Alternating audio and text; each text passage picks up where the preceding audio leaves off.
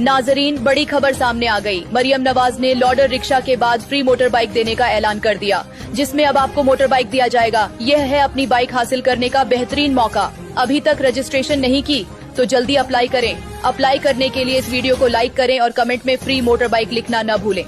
Apply करने के लिए गूगल में लिखें, स्पेलिंग अच्छी तरह देख लें।